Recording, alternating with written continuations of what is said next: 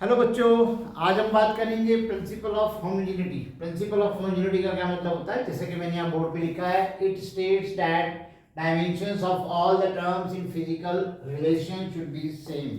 किसी भी physical relation में या फिजिकल इक्वेशन में सभी टर्म्स के डायमेंशन सेम होनी चाहिए, यानी कि डायमेंशन फॉर्मूला सेम होना चाहिए। राइट, एक एग्जाम्पल के थ्रू हम इसको समझते हैं। कैसे बेटा? देखिएगा, ये हमने लिया एग्जाम्पल 1। ये एग्जाम्पल हमने लिया v square is equal to U square plus twice as।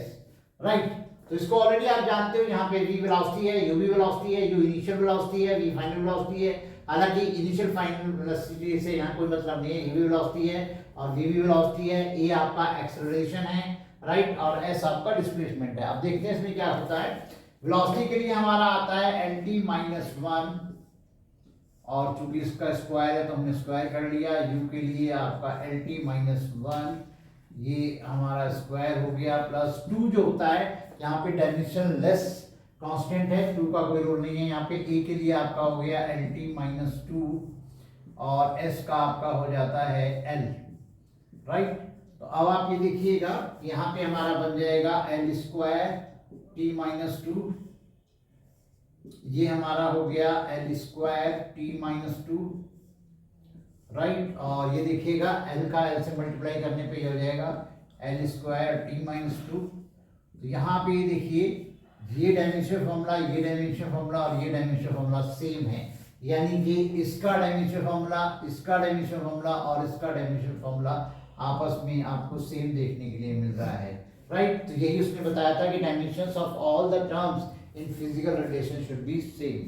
तो डायमेंशंस यहाँ पर सेम है, या हम कह सकते हैं डायमेंशन फॉर्मूला यहाँ पर सेम है। एक एग्जांपल लेकर के मैं आपको और दिखाता हूँ। राइट, एग्जांपल देखिएगा, इसमें हम लेंगे s is equal to ut plus half at square. इस इक्वेशन को भी वैसे आप जानते हो, s डिस्प्लेसमेंट है, u इनिशियल वेलोसिटी है, राइट, t टाइम है, a एक्सेलरेशन है। राइट, देखिए किस तरीके से करेंगे। इसमें s के लिए हमारे पास आ गया l, और वेलोसिटी के लिए हो गया lt-1। टाइम का हम जानते हैं t होता है, और हाफ को कंसीडर नहीं करेंगे तो ये lt-2 और ये आपका t। राइट, तो यहाँ पे आप देखिएगा, यहाँ पे आपके पास ये t-1 है और ये t है, यानी t की पावर 1 है। दोनों को पावर्स को ऐड कर देंगे, जब मल्टीप्लाई करेंगे तो ये हमारा बन जाएगा l। और ऐसे ही यहाँ पे t की पावर -2 है तो t की पावर 2 है, पावर्स को ऐड करेंगे तो -2 + 2 0 हो जाएगा, यानी t खत्म हो जाता है, यहाँ भी l रह जाता है। राइट, तो आप देख पा रहे हैं सभी टर्म्स में डायमेंशन सेम है, या यूं कहें कि डायमेंशन फॉर्मूला सेम है। इसका जो डायमेंशन फॉर्मूला है, इसका जो डायमेंशन फॉर्मूला है और इसका जो डायमेंशन फॉर्मूला है वो आपको सेम दिखाई दे रहा है बेटा। राइट, तो यहाँ पे आई थिंक आपको प्रिंसिपल ऑफ होमोजेनिटी बहुत अच्छे से क्लियर हो गया होगा। ओके बच्चों, एक दूसरे तरीके से भी हम प्रिंसिपल ऑफ होमोजेनिटी को समझ सकते हैं। हम बोल सकते हैं उन्हीं क्वांटिटीज को हम ऐड कर सकते हैं या सब्ट्रैक्ट कर सकते हैं जिनके डायमेंशन फॉर्मूले सेम है। राइट, देखिए किस तरीके से। जैसे सपोज कीजिए मैंने लिखा 5 न्यूटन और इसमें मैंने कहा 3 मीटर पर सेकेंड ऐड कर दीजिए। राइट, तो ये मीनिंगलेस बात हो जाती है, क्योंकि न्यूटन का मतलब फोर्स है और मीटर पर सेकेंड में वेलोसिटी, यानी आप फोर्स में वेलोसिटी को ऐड कर रहे हैं, जो कि पॉसिबल नहीं है। यानी कि आप फोर्स को फोर्स के साथ ऐड कर सकते हैं, या वेलोसिटी को वेलोसिटी के साथ ऐड कर सकते हैं, या सब्ट्रैक्ट कर सकते हैं, एक ही बात है। राइट, अगर मैं यहाँ कहता हूँ 5 न्यूटन -3 मीटर पर सेकेंड, तो जो बात मैं प्लस के लिए कह रहा हूँ वही बात माइनस के लिए आती है। तो मेन चीज क्या हो जाती है? मेन चीज हो जाती है कि इनकी यूनिट सेम होनी चाहिए, यानी सेम क्वांटिटी होनी चाहिए। तो इस बात को हम इस तरह से कहते हैं कि वही क्वांटिटीज ऐड हो सकती हैं या सब्ट्रैक्ट हो सकती हैं जिनके डायमेंशन फॉर्मूले सेम हो। ध्यान दीजिएगा, उन्हीं क्वांटिटीज को हम ऐड कर सकते हैं या सब्ट्रैक्ट कर सकते हैं जिनके डायमेंशन फॉर्मूले सेम होते हैं।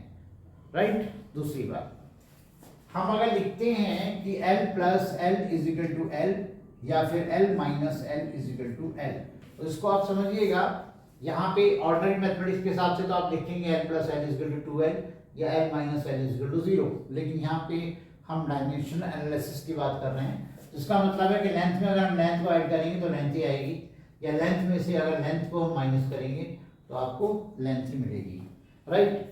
तो इस तरीके से डिफरेंट तरीके से आप प्रिंसिपल ऑफ होमोजेनिटी को देख सकते हैं। मैं यहाँ कुछ न्यूमेरिकल्स ले रहा हूँ, उस पर आप ध्यान दीजिएगा। देखिए एक क्वेश्चन में यहाँ पे ले रहा हूँ, आप इसको नोट कर लीजिए। The velocity v of a particle depends upon time t according to the equation में यहाँ लिख रहा हूँ v velocity a plus bt plus c upon d plus t। ये हमारा रिलेशन है जिसमें v वेलोसिटी है, t टाइम है और बाकी a b c d जो है वो कांस्टेंट दिए हुए हैं। तो इसमें पूछा गया है right the dimensions of A B C D. A B C D की हमें डायमेंशंस निकालनी है। तो हमें दो डायमेंशंस केवल मालूम है, वी वेलोसिटी की, ठीक है ना, और टाइम की मालूम है, राइट। अब एक चीज यहाँ पे देखिएगा, यहाँ पे सबसे पहले हम यहाँ से शुरू करते हैं कि डी और टी के बीच में प्लस लगा हुआ है। ध्यान दीजिएगा, डी प्लस टी, यानी उन्हीं क्वांटिटीज को ऐड किया जा सकता है जिनके डायमेंशन फॉर्मूले सेम है। तो ये बात तो क्लियर हो गई, जो टी का डायमेंशन होगा वही डी का होगा। मेरी बात को आप ध्यान से सुन लीजिए, यहाँ पे प्लस लगा हुआ है, प्लस लगे होने का मतलब है इसका डायमेंशन फॉर्मूला और इसका डायमेंशन फॉर्मूला सेम होगा। यहाँ पे d इक्वल टू टी और t का होता है ये, राइट। दूसरी बात, जो इसका डायमेंशन फॉर्मूला होगा वही इसका होगा और वही इसका होगा। जरा ध्यान दीजिएगा, इन चारों के डायमेंशन फॉर्मूले सेम होंगे, क्योंकि जिन ये प्लस लगा हुआ है यानी इसका सेम हुआ, यहाँ प्लस लगा है, ठीक है ना, तो इनका तीनों का आपस में बराबर होगा जो कि इसके बराबर होगा। तो अब हमारे लिए ये सॉल्व करना इजी हो जाएगा। सबसे पहले हम लिखेंगे a is equal to v, ठीक है ना। मैथमेटिकली आप a is equal to v नहीं लिख सकते, लेकिन डायमेंशन एनालिसिस के बेसिस पे हम ये बात कर रहे हैं कि जो इसका होगा वही इसका होगा। तो v का कितना होता है lt माइनस 1, राइट। इसी तरह से bt is equal to v लिखेंगे, यहाँ पे bt is equal to v, तो ये हमारे पास हो जाएगा v is equal to v upon t, और v के लिए आपका हुआ lt माइनस 1 अपॉन t, ये आपका हो गया lt माइनस 2। ये दिस वन देखिएगा, और उसके बाद हम इसको लेंगे, इस पूरे को हम v के इक्वल रखेंगे। देखिए किस तरीके से, इसको इधर ले लेते हैं। तो c upon d plus T is equal to v, right. तो यहाँ पे हम सब वैल्यूज रख लेते हैं। c का हमें निकालना है t plus T, right, is equal to v का है lt माइनस 1, ठीक है। और t प्लस टी का मतलब टाइम को टाइम में ऐड करेंगे तो टाइम में आएगा। तो इसका मतलब c upon T is equal to lt minus 1। तो finally c is equal to हो गया आपका lt माइनस 1 इंटू टी, तो c इज इक्वल टू हो गया आपका l। ओके बच्चों, इसके अलावा मैं एक क्वेश्चन और ले लेता हूं, देखिएगा, सारे बच्चे ध्यान देंगे। ये आपको दिया हुआ है, right the dimensions of a into b in the relation E is equal to b minus X square upon a into T. ये एक्सप्रेशन आपको दिया हुआ है और इसमें a और b जो है, यानी a इंटू बी का आपसे डायमेंशन पूछा गया है। तो a का अलग निकाल लेंगे, b का अलग निकाल लेंगे, फिर a इंटू बी कर देंगे।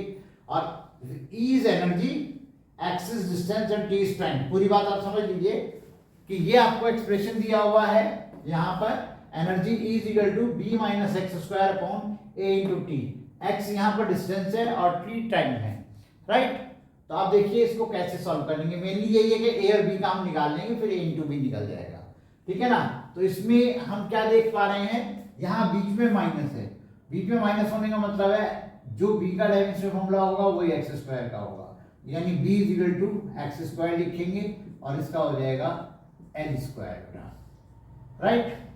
तो अब हमें निकालना है a का हम कैसे निकालेंगे। a का निकालने के लिए इसी फॉर्मूले से हम कर लेंगे। हमारे पास a इज इक्वल टू आ जाएगा b minus X square upon e into T, right. तो अब आप देखिएगा इसको हम डायमेंशन लिख लेते हैं इसकी। ये आपका हो गया L square minus L square. Energy के लिए आपको याद होगा एनर्जी या वर्क डन का सेम होता है फोर्स इनटू डिस्प्लेसमेंट। तो ये आपका होता है ml2 t-2। आप अलग से निकाल के देख सकते हैं इसको, राइट। तो मैंने यहाँ पे लिया बेटा आपका ml2 t-2 और इंटू टी, ये वाला टी आपका, ठीक है ना। तो अब L square minus L square तो जीरो नहीं होगा, ध्यान रहे, L square minus L square हो जाएगा, राइट। और ये आपका हो जाएगा एम एल स्क्वायर t-1। तो एल स्क्वायर से ये एल स्क्वायर खत्म हो गया, तो ये आपके पास आ जाता है बेटा m-1 और t, राइट। अब हमें क्या करना है, अब हमें a इंटू बी निकालना है। तो जब हम a इंटू बी निकालेंगे तो a का मेरे पास है m-1 इंटू टी और b का मेरे पास है एल स्क्वायर। तो ये मेरे पास हो गया m-1 L square T, right. ये फाइनल आंसर होगा बेटा। ओके बच्चों।